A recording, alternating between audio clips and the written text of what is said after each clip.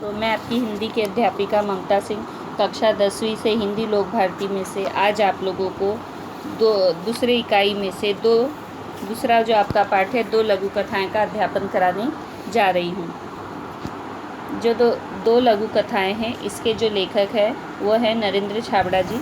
तो उनका हम परिचय देखेंगे। नरेंद्र छाबड़ा जी जाने माने कथाकार हैं। कहानियों के साथ साथ इन्होंने बहुत सी लघु कथाएँ भी लिखी हैं। इनकी लघु कथाएँ विभिन्न पत्र पत्रिकाओं में नियमित रूप से छपती रहती हैं। इनकी गद्य संबंधी विशेषताएं हैं।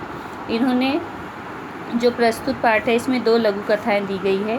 पहली लघु कथा जो है वो हमारी मानसिक प्रवृत्ति के बारे में बताती है। लेखक ने इसके माध्यम से यह दर्शाया है कि जब लोग बड़ी बड़ी दुकानों, मॉल या बड़े होटलों में जाते हैं तो वहाँ के सामानों का जो फिक्स रेट होता है, निश्चित मूल्य होता है, उसके बारे में कोई मोलभाव नहीं करते, चुपचाप मांगे हुए पैसे खुशी खुशी दे देते हैं। लेकिन वही जब छोटे दुकानदारों या जो छोटे मोटे ठेले लगाने वालों से सामान खरीदते हैं तो ऐसे लोग वहाँ पे क्या करते हैं, उनका व्यवहार बदल जाता है। जहाँ फिक्स रेट है, निश्चित दाम है, वहाँ पे तो अधिक दाम में भी ये वस्तुएं खरीद लेते हैं।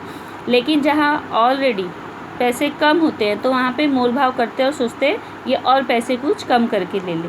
लोग उनसे 2-1 रुपये कम करने के बारे में बहस पर उतर आते हैं।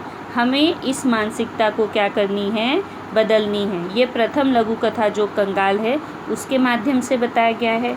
और जो दूसरी लघु कथा यहाँ पर है, उस दूसरी लघु कथा में जो उसको नाम दिया गया है सही उत्तर। इस लघु कथा द्वारा रिश्वतखोरी और भ्रष्टाचार के शिकार एक युवक के बारे में बताया गया है। उसके सामने भ्रष्ट सामाजिक व्यवस्था को कोसने के अलावा कोई चारा नहीं रहता है, पर सत्य के रास्ते पर चलते हुए उसे अपनी मंजिल मिल ही जाती है। अब सर्वप्रथम हम यहाँ पहला देखेंगे जो है ये कंगाल। इस लघु कथा को देखेंगे। यहाँ पे देखिए, इस वर्ष बड़ी भीषण गर्मी पड़ रही थी। भीषण का अर्थ होता है भयंकर। भीषण का अर्थ हुआ भयंकर। गर्मी पड़ रही थी। दिन तो अंगारे से तप रहे थे। रातों में लू मतलब हवा नहीं चलती है और उससे जो गर्म हवा बहती है उसे कहते हैं लू, और उसमें चैन नहीं मिलता था। सोचा इस लीजलीजे और घुटन भरे मौसम से राहत पाने के लिए कुछ दिन पहाड़ों पर बिताए। लीजलीजे यानी बेढंगा या अशोभनीय, जो गर्मी बर्दाश्त न की जा सके ऐसी, उससे राहत पाने के लिए इन्होंने, लेखक ने सोचा कुछ दिनों पहाड़ों, हिल स्टेशन पर घुमाए। अगले सप्ताह ही पर्वतीय स्थल की यात्रा पर निकल पड़े। पर्वतीय स्थल यानी जैसे जहाँ पे पेड़ अधिक होते हैं, जहाँ पर पहाड़ी क्षेत्र होता है, वहाँ पर ठंड होती है, तो ऐसे स्थानों पर जाने का इन्होंने निश्चित किया और वहाँ पर ये स्थल यानी जगह पर निकल पड़े। 2-3 दिनों में ही मन में सुकून सा महसूस हुआ। जहाँ एक गर्मी भरे वातावरण में थे तो ऐसे स्थान जहाँ पर पहाड़ थे, ठंडा मौसम था, वहाँ पहुंचकर इन्हें सुकून अर्थात शांति की अनुभव होने लगे। और वहाँ का प्राकृतिक सौंदर्य, जो प्राकृतिक सौंदर्य था वो कैसा था, हरे भरे पेड़ थे, गर्व से सीना ताने खड़े थे। जो पेड़ थे वो कैसे, गर्व से, पेड़ों का ऐसा समूह था, वो ऐसा लग रहा था सीना तान के खड़े हैं। और दीर्घता सिद्ध करते हुए, दीर्घता अर्थात अपना बड़प्पन, दीर्घता का अर्थ हुआ बड़प्पन सिद्ध कर रहे थे। कौन, पेड़। पहाड़ों की नीरवता में हल्का सा शोर कर अपना अस्तित्व सिद्ध करने झरने मन बदलाव के लिए पर्याप्त थे। जो पहाड़ थे, बड़े बड़े पहाड़ थे, उसी के बीच एकदम शांति छाई हुई थी। लेकिन जो झरने से पानी गिर रहा था वो पानी कैसा लग रहा था, उसमें जो आवाज़ आ रही थी वो उसकी शांति को, नीरवता था जो शांति थी उसको तोड़ रहे थे। उस दिन शाम के वक्त झील किनारे टहल रहे थे। एक भुट्टे वाला आया और बोला, साहब भुट्टा लेंगे, गरम गरम भूनकर मसाला लगा कर दूंगा। सहज ही पूछ लिया, कितने का है? 5 रुपये का। क्या 5 रुपये में एक भुट्टा? हमारे शहर में तो 2 रुपये में मिलता है, तुम 3 ले लो। नहीं साहब, 5 से कम में तो नहीं मिलेगा। अब यहाँ पे देखिए, कह रहे कि 5 से कम में तो नहीं मिलेगा, तो रहने दो। हम आगे बढ़ गए। एकाएक पैर ठिठक गए और मन में विचार उठा। ठिठक गए मतलब चलते चलते अचानक रुक गए। ठिठक गए अर्थात चलते चलते रुक गए। मन में विचार उठा कि हमारे जैसे लोग पहाड़ों पर घूमने का शौक़ मतलब अपनी जो इच्छाएं होती है उसको पूरा करने के लिए पैसे खर्चा करते हैं। कई स्थान पे आप जाते हो, गाड़ी भाड़ा खर्च होता है, होटलों में रुकते हो, होटल का पैसा, खाने का पैसा, इतना आप सब खर्चा करते हो। अगर एक ट्रिप पे भी एक फैमिली कहीं जाती है तो 50,000 से नीचे का खर्चा 3 दिन का नहीं आता है, लेकिन हज़ारों रुपए खर्च करते हो। अच्छे होटलों में रुकते हो, बड़ी दुकानों में बिना दाम पूछे खर्च करते हो, पर गरीब से 2 रुपये के लिए झिक यानी बहस करते हो। कितने कंगाल हैं हम। कंगाल अर्थात निर्धन। उल्टे कदम लौटा और 20 रुपये में 4 भुट्टे खरीद कर चल पड़ा अपनी राह। अब मन में सुकून अर्थात शांति का एहसास होने लगा।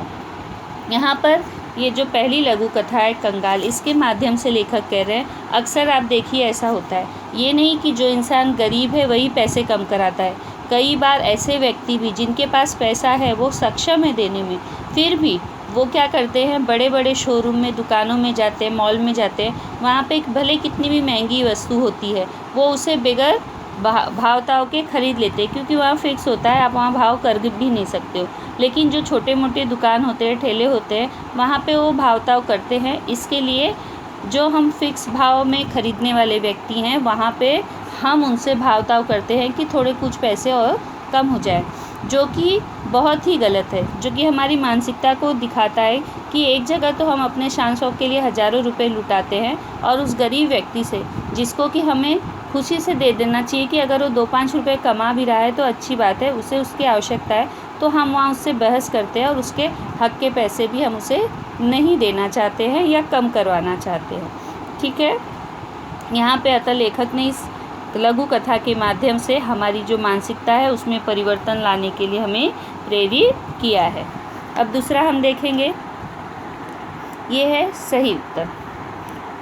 यहाँ पे भी रिश्वतखोरी, भ्रष्टाचार ऐसे जो है इसका शिकार एक युवक है, उसके बारे में बताया गया है। उसके सामने भ्रष्ट सामाजिक व्यवस्था को कोसने के अलावा, क्योंकि वो उसका शिकार है, तो जो सामाजिक व्यवस्था है उसको वो कोसता है, लेकिन सत्य के राह पर चलते हुए अपनी मंजिल तक पहुंच जाता है। उसी के बारे में यहाँ इस लघु कथा द्वारा बताने का प्रयास किया गया है।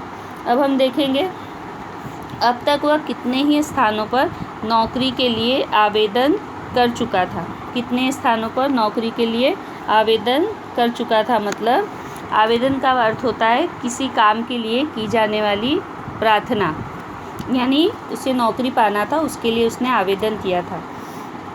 साक्षात्कार यानी इंटरव्यू, जो मुलाकात होता है, साक्षात्कार दे चुका था।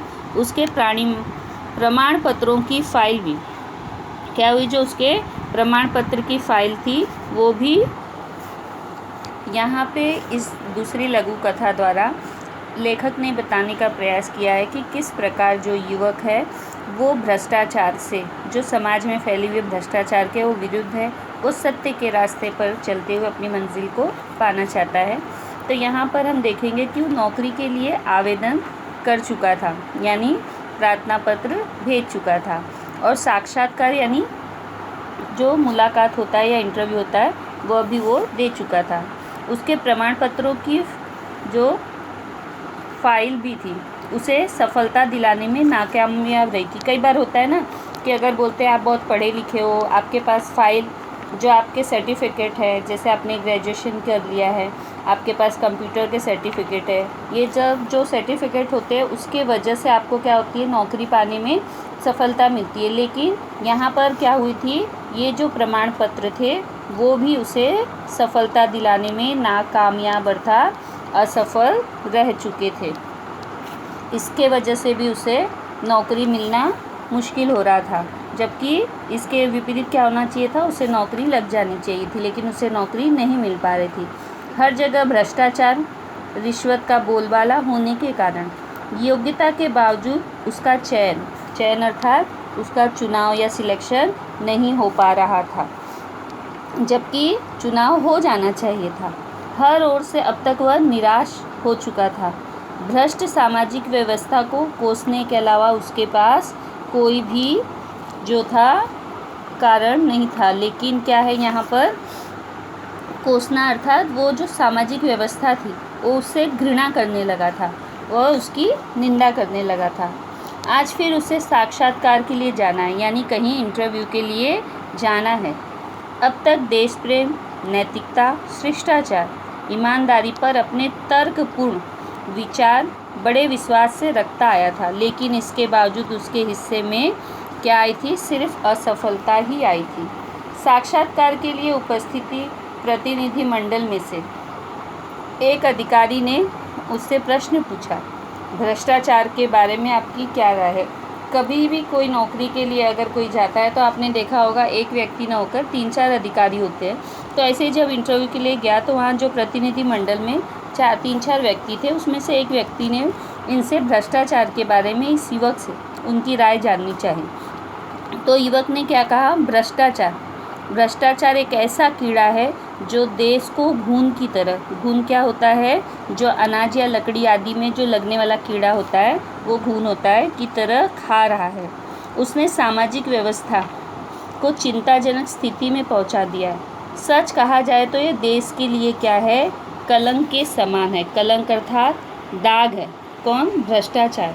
अधिकारियों के चेहरे पर हल्की सी मुस्कान और उत्सुकता छा गई। जो अधिकारी थे उसके इस उत्तर से क्या हुए? प्रसन्न हुए, खुश हुए। उसके तर्क ने उन्हें रुचि महसूस होने लगी। दूसरे अधिकारी ने प्रश्न किया, रिश्वत को आप क्या मानते हो?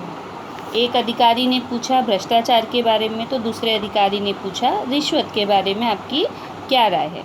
तो यहाँ पे देखिए युवक क्या कह रहा है रिश्वत के बारे में। वह भ्रष्टाचार की बहन है।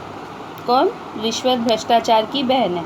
जैसे विशेष अवसरों पर हम अपने प्रियजनों, परिचितों, मित्रों को उपहार देते हैं, इसका स्वरूप भी कुछ वैसा ही है।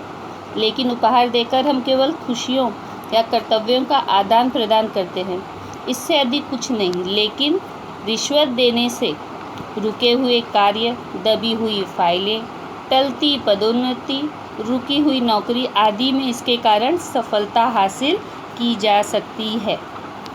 तब भी वह समाज के माथे पर क्या है? कलंक है। इसका समर्थन कतई नहीं किया जा सकता। कतई का अर्थ हुआ बिल्कुल नहीं किया जा सकता, ऐसा युवक का मानना है। कहकर वह तेजी से बाहर निकल गया। जानता था कि यहाँ भी चैन नहीं होगा। युवक ने सच बात कही थी रिश्वत और भ्रष्टाचार के बारे में। वो सोचा अधिकारी भी खुश नहीं हो गया और उसे शायद नौकरी नहीं मिलेगी। वो अपना उत्तर देकर वहाँ से निकल पड़ा। लेकिन जो वहाँ बैठे थे अधिकारी लोग, उन्होंने गंभीरता से विचार विमर्श किया, आपस में सलाह किया। युवक के सही उत्तर की दाद देते हुए अर्थात प्रशंसा करते हुए उसका चयन कर लिया। आज वह समझ गया कि सत्य कुछ समय के लिए निराश हो सकता है, लेकिन परास्त नहीं, अर्थात वह हार नहीं मान सकता है। सत्य को छुपाने का आप कितना भी प्रयास करो, आप उसे नहीं छुपा सकते हो।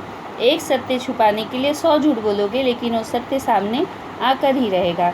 सत्य क्या होता है? निराश जरूर करता है। कई बार सच्चाई आने में समय लगती है, लेकिन उससे आप परास्त नहीं हो सकते हो। सत्य को विजय अवश्य मिलेगी। यहाँ पर दोनों लघु कथाओं को हमने देखा। इससे हमें सीख ही मिलती है कि प्रेरित करते हैं। यहाँ पर पहली लघु कथा द्वारा हमारी मानसिकता को बदलने के लिए नरेंद्र छाबड़ा जी ने कहा है, तो दूसरी ओर सत्य की राह पर चलकर अपने लक्ष्य को प्राप्त करने के लिए हमें प्रेरित किया है।